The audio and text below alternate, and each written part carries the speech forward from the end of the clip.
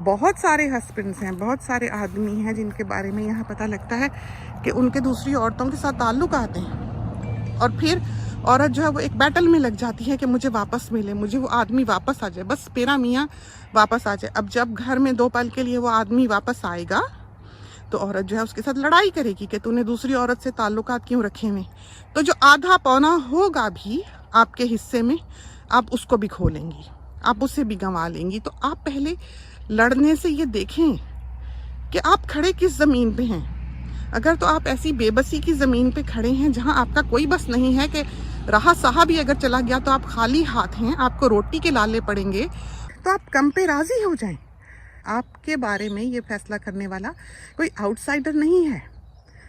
आपको अपने हालात को खुद समझना है, लेकिन आपकी परेशानी आपको इधर उधर देखने ही नहीं देती है। आपको रास्ता क्या नज़र आता है कि आप दूसरे के साथ बात करें, आप दूसरे की दोस्ती तलाश करें, आपको दूसरे से सुकून मिले। इस तरह आप सुकून कभी हासिल नहीं कर सकते। तो आपने सबसे पहले अपने आप को स्ट्रॉन्ग करना है, अपने आप को मजबूत बनाना है, आपने अपनी तबीयत को समझना है, आपने देखना है, आपने वो विजन अपने अंदर पैदा करनी है कि आप देख सकें दूसरे को कि क्या वो वर्थ भी है आपका दुख सुनने के, क्या वो आपको भलाई का मशवरा देगा भी, क्या वो आपका भला चाहेगा भी। आजकल के ज़माने में भला चाहने वाले बहुत कम लोग हैं। हम अल्हम्दुलिल्लाह एक लिहाज से बहुत लकी रहे कि हमें एक बहुत अच्छा साथी मिला ज़िंदगी का। हमारे मियाँ साहब, हमने जो किया, जो कहा वो उन्होंने किया। हमें उन्होंने फूलों की तरह रखा। हम चाहें ये सब कुछ बेच दें, हम चाहें ये सब कुछ ख़रीद लें, हमारे मियाँ साहब हमें नहीं पूछेंगे कि तुमने क्या किया, क्यों किया, किस लिए किया। हमें हर किस्म की आज़ादी दी। हम जहाँ भी पहुँचे, हम जो भी थे, हमें ग्रो करने की अपॉर्चुनिटी जो थी वो हमारे शौहर ने दी। और इस सब का क्रेडिट जो भी हम हैं आज, वो हमारे शौहर को जाता है। हमारी ज़िंदगी शुरू हुई, हम कैसे घराने से थे हम बता चुके हैं अपने साथियों को। हम बाहर गए, हम कभी अपने मियाँ को छोड़कर नहीं आए। हमें कभी मैके की इस तरह याद नहीं आई कि हम अपने मियाँ साहब को छोड़कर उन जंगलों में से आके कराची जैसे शहर में अपने महल में आबाद हों अपने पेरेंट्स के साथ। हमने अपने शौहर को नहीं छोड़ा। हमें खाने को मिला, हमें नहीं मिला, हमने कैसे प्रेगनेंसीज काटी, हमने कैसे बच्चे पैदा किए, हमने वो वक्त वहीं काटा जहाँ हमारे मियाँ साहब थे। जब वो गए हम गए, जब वो नहीं गए हम नहीं गए। तो हमने अपने मियाँ साहब के साथ इस तरह तो बहरहाल वफ़ा की। फिर उसके बाद मियाँ साहब ने पढ़ना था तो हमने कहा कि ठीक है, हमारे वालिदैन हयात हैं, हम जाते हैं पाकिस्तान और अपने वालिदैन के पास बैठते हैं। आपको सारी ज़िंदगी शौक़ रहा कि आगे पढ़ना है, आगे पढ़ना है, आप अपनी तालीम मुकम्मल कर लें। तो ये कहकर हम जो हैं वो पाकिस्तान आए। लेकिन हमारे मियाँ साहब के पास न्यूजीलैंड की रेजिडेंसी थी, यहाँ पर उनको ऑफ़र हो गया कि हम आपको होम स्टूडेंट के तौर पर कबूल करेंगे। तो हमारे मियाँ साहब ने इंग्लैंड की स्टडी को छोड़कर यहाँ न्यूजीलैंड में फैमिली के साथ रहना ज़्यादा पसंद किया। तो इस तरह से पैसिफिक आइलैंड्स से वो इंग्लैंड गए और फिर पाकिस्तान से होते हुए हमें पिक करते हुए न्यूजीलैंड आ गए अपनी पढ़ाई के सिलसिले में। पढ़ाई अभी ख़त्म भी नहीं हुई थी, ऑस्ट्रेलिया से जॉब की ऑफ़र आ गई। तो हमने जो भी पैसे इकट्ठे किए थे, जमा किए थे इंग्लैंड की फ़ी के लिए। इंग्लैंड की यूनिवर्सिटी की प्राइवेट फ़ी बहुत ज़्यादा है, कोई थोड़ी मोड़ी नहीं है। और हम लोग जब वो पैसे जोड़ते थे, हालांकि हम एक वेल ऑफ घराने से थे, लेकिन हमारी ज़िंदगी में एक पाई भी ना हमारे मियाँ साहब के पेरेंट्स की है और ना हमारे पेरेंट्स की है। हमारा जो कुछ आप हमारे आसपास देखते हैं वो हम दोनों ने ही अपनी मेहनतों से बनाया है और अल्लाह के फजल से बना है, ऑनेस्टली। वरना इंसान की मेहनतें जो हैं वो कुछ भी नहीं है। तो हम जिस वक्त पैसिफिक आइलैंड्स में थे, हमने पैसे जोड़े। हम लोग क्या किया करते थे कि हम जाकर जिन दुकानों पे वो दुमे शुमे पर पुरजे डब्बे 20-20 किलो के मिला करते थे चिकन के, वो जो पोर्शंस होते हैं, ऐसे नहीं जो खाने वाले ब्रेस्ट, थाइज, ड्रम स्टिक्स, ये नहीं, बल्कि जो उन्होंने कूड़ा उतार के रखा होता था वो डब्बे 20 किलो के फैट फूड के लिए लोग जो थे वो ख़रीद के ले जाया करते होंगे, या स्टॉक के लिए ले जाते होंगे, या जानवरों को डालने के लिए ले जाते होंगे। हम जाकर वो 20 किलो का डब्बा लाते थे मुर्गी का, और उस पे से हड्डियों पे से और फैट पे से जो चिकन थी, थोड़ी थोड़ी जो बोटी साथ कट गई होती थी वो उतारते थे और उसको पकाया करते थे और उस पर अपना गुजारा करते थे। हम हर दफ़ा आयल जो थी ग्रोसरी की, उसमें जूस की बोतल देख के तरस के गुजर जाते थे। छोटे छोटे जो बच्चों के टब होते हैं खाने वाले योगर्ट के और पुडिंग्स के, वो हमें बड़े अच्छे लगते थे। पैसिफिक आइलैंड में जब हमारे मियाँ साहब वर्ल्ड हेल्थ के साथ काम कर रहे थे, जूस की बोतल नहीं खरीदी थी। हम हमेशा मेहमानों के लिए भी या कोक की बड़ी बोतल रखते थे, या हम पाउडर का जो वो फॉर्म होता है घोल के पिलाने वाला सस्ता, वो लाया करते थे। बाकी हम कभी बाज़ार से केक शेक ये कुछ ना कभी लाए, ना अफोर्ड कर सकते थे, क्योंकि हमने पैसा जमा करना था अपने मियाँ की फ़ी के लिए, और हमने फिर जाके बैठना था अपने पेरेंट्स के पास, और मियाँ साहब ने वहाँ रहना सहना और फ़ी अदा करनी थी प्राइवेटली इंग्लैंड में अपनी पढ़ाई की। तो दोनों हाथों से हमने वो पैसा जमा किया, फ़ी जमा कराई, हम पाकिस्तान चले गए। थोड़े से पैसे जो थे वो मियाँ साहब को दिए, चले गए वो पढ़ाई के लिए कि देखी जाएगी, चलो कुछ करते हैं। और फिर जब हमारे मियाँ साहब वापस लौटे हैं इंग्लैंड से होते हुए, अपना सामान इन्होंने पिक किया, यूनिवर्सिटी वालों को शुक्रिया कहा और उन्हें कहा कि हम आपकी यूनिवर्सिटी में जो है वो अब दाखिला नहीं लेंगे, हम न्यूजीलैंड जा रहे हैं पढ़ने के लिए।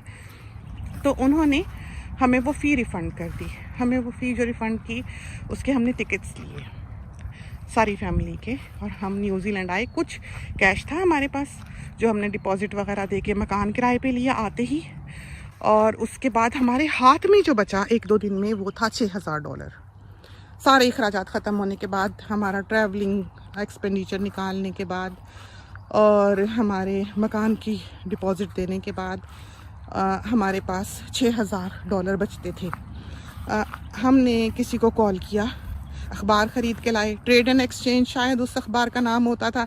उसमें जैसे ये सारे लोग बेचने वाली चीज़ें लगाते थे, तो उसमें से हमने एक गाड़ी ढूंढी, क्योंकि हमारे पास 6000 थे, वो 6000 की थी। हमने उसको पूछा भाई किसकी गाड़ी है, उन्होंने कहा एक बूढ़े की गाड़ी। अच्छा, बूढ़े की गाड़ियाँ तो बड़ी आइडियल होती हैं। फिर हमने पूछा कि ओनर कितने हैं, वो कहने लगे 2 ओनर हैं, ये दूसरा ओनर है, अब ये चला नहीं सकता, इसका लाइसेंस एक्सपायर हो गया, तो इस वजह से ये जो है ये गाड़ी बेच रहा है। हमने उसको कहा भाई हमारे पास तो ट्रांसपोर्ट नहीं है आके देखने की, गाड़ी हमारे घर पे ले आओ और 6000 ले जाओ, हमारे पास इतने ही पैसे हैं। वो अल्लाह का बंदा जो था, वो उस बाबे का दोस्त, वो कहीं ला के गाड़ी ड्रॉप कर गया। जो नाम अपने कराना होता है, हम उसी गाड़ी में उसके साथ चले गए, नाम अपने लगवा ली, 6000 उसके हवाले किए, गाड़ी हमारी हो गई। इसके बाद हम खाली हाथ थे, हमारे पास कोई पैसे नहीं थे।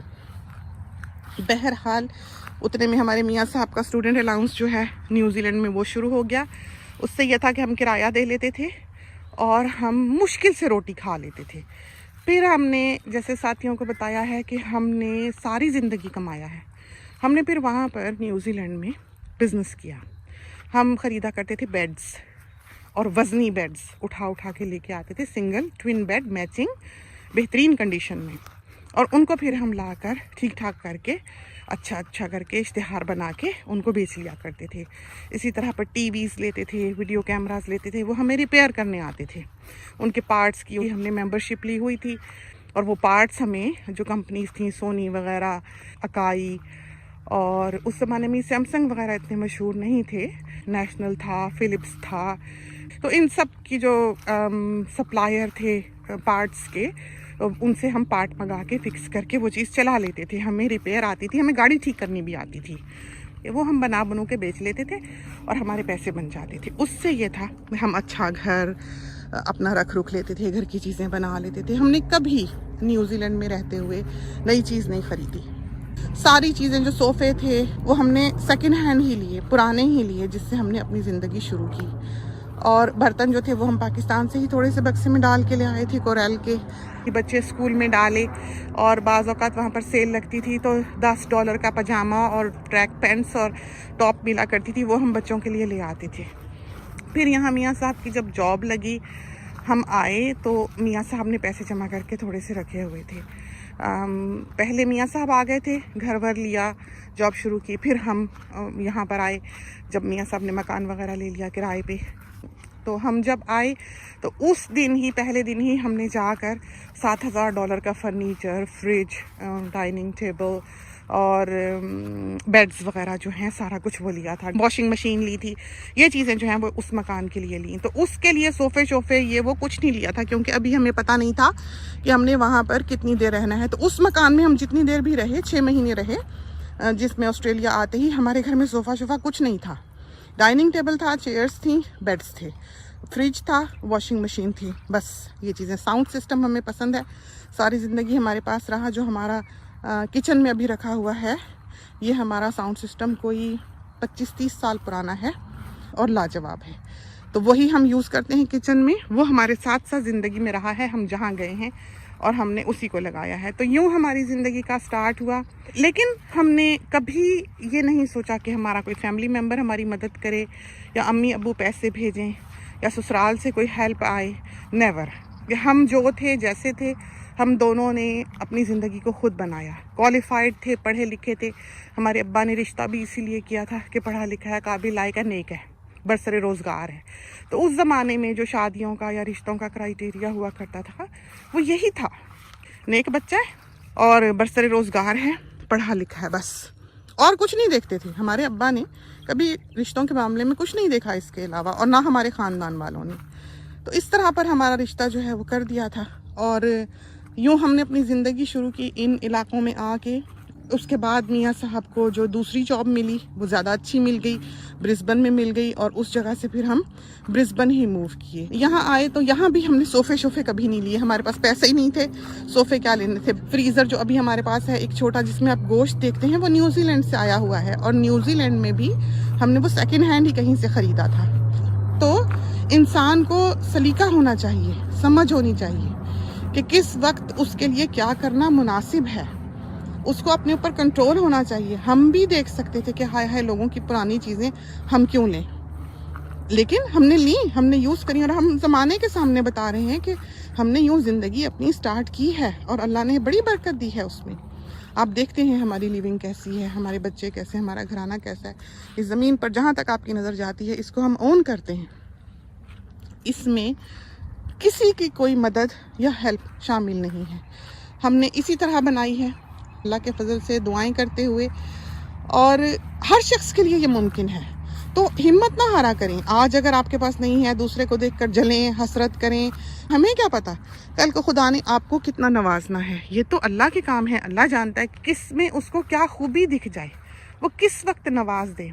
जैसे अभी तो हम एकरेज पे हैं, ये जो पहले इससे पिछली एकरेजेस हैं वो हुकूमत खोलती चली जाती है, और वहाँ पर वही छोटे छोटे घर, बड़े बड़े प्लॉट्स जो हैं वो डिवाइड होते हैं और बन जाते हैं। तो वो जब बना इलाका, तो हम वहाँ पर, यहीं हमारे बच्चों का स्कूल था, हम छोड़ने आया करते थे, तो हम यहाँ फिर जाया करते थे अम्मी के साथ। तो हम देखते थे क्या बन रहा है, क्या हो रहा है। यहाँ का जो सेल्स मैनेजर था उसके साथ भी कभी बैठ जाते थे कि फारिग बैठा तो चलो बैठ गए, बात कर गए, पूछें क्या प्रॉपर्टी की प्राइसेस, ये वो। तो यहाँ पर जब हम मूव करने लगे इस मोहल्ले में, हमारी पोस्टिंग फिर कहीं और हो गई, शहर से बाहर। 3 महीने के लिए हम चले गए। जब हम वापस आ रहे थे 3 महीने बाद, तो हमने उस सेल्स एजेंट को फ़ोन किया और उसको कहा कि हम आ रहे हैं और हम किराए पे मकान नहीं लेना चाहते, तुम्हारे मोहल्ले में जो अब आबाद हो रहा है, जो मकान भी रेडी है वो हम ख़रीदने को तैयार हैं। तो वो मकान हमने फ़ोन पे ख़रीदा है, और उसका कोई पेपर वर्क साइन नहीं किया, कोई डिपॉजिट नहीं दिया। वो जो बंदा था, जिसने, जो सेल्स मैनेजर था, वो जब हम दूसरे शहर से यहाँ आए हैं और साथ हमारे सामान का ट्रक आया है, वो हमारे उस मकान पे जो हमने बिना देखे फ़ोन पे ख़रीदा था, उसकी चाबियाँ लेकर दरवाजे पे खड़ा था, और हम उसमें दाखिल हुए और अपना सामान रखा। सारा कुछ जो था, बैंक का लोन, पेपर वर्क वगैरह, हर चीज़ वो बाद में अमल में आई 2 महीने बाद, कि बिल्डर ने जो काम अभी उसके थोड़े बहुत करने थे, पैरागोला वगैरह बनाना था, वो बनाया। बिल्डर आके अपना काम करता रहा और वो मकान पूरा हुआ। कीमत उसकी हमने फ़ोन पे ही बात कर ली थी कि इतनी हम दे सकते हैं, उस पर वो एग्री कर गए थे। तो इस तरह एक ट्रस्ट पे मकान इन्होंने हमारे हवाले कर दिया, सिर्फ ज़ुबान पे। तो उसको फिर हमने वहाँ पर ही हमने रहते हुए एक और ज़मीन ख़रीद ली। फिर हमारे मियाँ साहब ने और पढ़ना था, फिर उसकी फ़ी देनी थी, उस एग्ज़ाम की और उस पढ़ाई की, उस कोर्स की, जो भी उन्होंने करना था। एक ज़मीन ख़रीदी हुई थी। हमने फिर वो उस एजेंट को दोबारा कॉल किया और उसको कहा कि हमें इतने पैसों की ज़रूरत है, 11,000 के $12,000 की। तो ये ज़मीन जिस दिन भी $12,000 ऊपर में बिके जितने की हमने ख़रीदी है, तो ये बेच देना। वो ज़मीन जो हमने $12,000 के प्रॉफिट पर बेची थी, 6 महीने बाद 2.5 लाख के प्रॉफिट पर बिकी है दोबारा। तो हम अभी भी कहते हैं कि जिस वक्त हमें ज़रूरत थी, वो 12,000 हमारे लिए उस 2.5 लाख से कहीं ज़्यादा इम्पोर्टेंट थे। अब हमें चलना चाहिए। एक एंग्रो मियाँ देखें हमारे पीछे आ रहे हैं, हमारी पिटाई ही ना करते इनके जोन से निकलते हैं। आवाज़ आई है घास की, ये देखें, ठीक है, इनको पसंद नहीं आया कि हम इनके जोन में हैं। सारे तरफ से घेरा इन्होंने हमें बातें करते करते, और हम बेख्याली में वहीं थे। ज़मीन ली, फिर उसको बेचा, मियाँ साहब की फ़ी दी, मियाँ साहब ने वो भी पास कर लिया इम्तिहान अल्लाह के फजल से। फिर उसके बाद हमने एक और ज़मीन ली, उसके ऊपर हमने अपनी मर्ज़ी का घर बिल्ड किया, खड़े होकर बनवाया, एक एक ईंट खुशी से लगवाई, जैसे चाहा वैसे बनवाया। Colours, turquoise floors, white house, beautiful, spa, jacuzzi, everything fancy shancy. और वो फिर ये हुआ कि उस घर में हम 1.5 साल रहे, और जिस मकान को हमने फ़ोन पे ख़रीदा था उसे बेच दिया, मर्ज़ी का बनवा लिया। उसी मोहल्ले में 2 गलियां छोड़कर नई ज़मीनें जो ओपन हुई उसमें फिर ये ज़मीन दिख गई। फिर ख़याल आया कि अब्बा की ख्वाहिश थी, ताया की ख्वाहिश थी कि आम का बाग हो। तो गुज़रते गुज़रते यूं ही इस सड़क पे गुज़र रहे थे, इस ज़मीन ख़रीद के घर चले गए। वहीं सड़क पे खड़े होकर बात की, वहीं बोर्ड पे फ़ोन नंबर देखा, एजेंट आ गया, वहीं सौदा तय हुआ और ये ज़मीन यूँ ख़रीदी कि ऐसे तो कोई मुर्गी भी नहीं ख़रीदता है। तो इस तरह पर ये ज़मीन ख़रीदी, फिर 1 साल रखी, और लोन था इस ज़मीन का भी और उस घर का भी बहुत ज़्यादा। वो मकान बेच दिया, और अपने बच्चों के कैरियर को, अपने बच्चों के फ्यूचर को सामने रखते हुए कि ये एक ऐसा एसेट होगा जो हमारी नस्लों में रहेगा। मकान तो एक ही है, हम खुद ही ऐश करते रहेंगे। तो मकान छोड़ दिया, ज़मीन जो है वो चुन ली। और वो वक्त था जब हमारे बड़े बेटे ने पढ़ना था, उसकी फ़ी देनी थी, जो कि बहुत भारी रकम थी। हमारी सिचुएशन ऐसी नहीं थी कि हम इन दोनों प्रॉपर्टीज़ के साथ एट अ टाइम गुजारा कर सकते। इस वजह से हमने वो मकान बेचा, बेटे की फ़ी उसमें से अदा की, बाकी इस ज़मीन में डाला। यंग थे, जितना भी लोन था, डॉक्टर थे, हुकूमत ने खुशी से दिया, और अल्हम्दुलिल्लाह उतारा, सलीके से बनाया। तो जिन घरों में फ़साद है, जिन घरों में औरत की इज़्ज़त नहीं है, जिन घरों में झूठ है, मक्कारी है, धोखा है, बेईमानी है, मिलावट है, वहाँ बरकतें नहीं हैं। आज जो लोग हम देखते हैं कि तंगी का शिकार हैं, दुख का शिकार हैं, परेशानी का शिकार हैं, हमें लगता है उन दोनों में से जो हस्बैंड एंड वाइफ हैं, कोई एक ऐसा है जो अपने ज़िंदगी में बेईमान है, जिसकी वजह से वो बरकतें जो उस पर नाजिल होनी चाहिए वो नहीं हो रही हैं। और दुनिया में ऑनेस्टली देखा जाए तो ईमानदार, वफ़ादार, सच्चे, अच्छे इंसानों की बहुत कमी है। तो हम ये चाहते हैं कि हर शख्स जो जहाँ पर खड़ा है आज अपने आप को एनालाइज़ करे। अगर वो चाहता है कल को कि सक्सेस देखे, अगर वो चाहता है कि कामयाबी उसके कदम चूमे, तो वो एक अच्छा इंसान बने। वो अपनी बीवी को तंग करने वाला ना हो, वो अपने बच्चों पे जुल्म करने वाला ना हो। हमारे यहाँ एक सिस्टम ऐसा है कि उस सिस्टम के गर्दाब में हर कोई डूबे चला जाता है, हर रिश्ता डूबे चला जाता है, हर दोस्ती डूबे चली जाती है। हमारे यहाँ एक दूसरे का सहारा देखते ही ज़िंदगियाँ गुजार दी जाती हैं। हमारे यहाँ अपनी खुशियों को दूसरे का मोहताज बना लिया जाता है कि वो देखेगा तो हम खुश होंगे, वो पसंद करेगा तो फिर हमारी खुशी जो है वो मुकम्मल होगी। तो अपनी खुशियों को अपने गिर्द आबाद करें, अपनी खुशियों को दूसरों का मोहताज ना बना दें। और बरकतों के रास्ते जो हैं वो यही हैं कि आपके पास जो भी है, जैसा भी है, आप उस पर शुक्र करें। हमारे पास जो भी था, हम किरायों के घरों में भी रहे। हमने जब भी वो मकान छोड़े जो हमने रेंट किए, उनकी हालत लाख दर्जे उस वक्त से बेहतर थी जबकि हमने उन मकानों को रेंट किया था, कि हम सभी खुद कर लेते थे। दीवारों के वॉलपेपर भी खुद ही लगा लेने, पेंट भी खुद ही कर लेना, वॉशर्स भी खुद ही बदल लेनी, नलके भी खुद ही बदल लेने, कभी दीवार पे कील नहीं ठोकी, कहीं कोई ख़राबी हुई तो उसको खुद ठीक किया। कल की किसी को ख़बर नहीं होती। जिस वक्त हम थे, हम आए $6000 के साथ, हमने गाड़ी ख़रीदी, खाली हाथ खड़े थे। तो इस तरह की ज़िंदगी थी जो हमने स्टार्ट की। आज हम कहाँ खड़े हैं, अल्लाह के बहुत फ़ज़ल हैं हम पे, अल्लाह करे कि सब पे हों। लेकिन वक्त कभी एक सा नहीं रहता, हमेशा इंसान को चाहिए शुक्र करने वाला हो, अल्लाह की रज़ा पे राज़ी रहने वाला हो। और बरकतों के रास्ते, फसलों के रास्ते जो हैं वो बिल्कुल यही हैं। तो अब डक्स आने लगी हैं, हमारे ख्याल में हमें चलना चाहिए। ये बेचारी डिस्टर्ब हो जाएंगी। सारे कैंगरू आप देखें, अब पता नहीं आपको किस हद तक अंधेरे में दिखाई दे, खड़े होके ये देखें,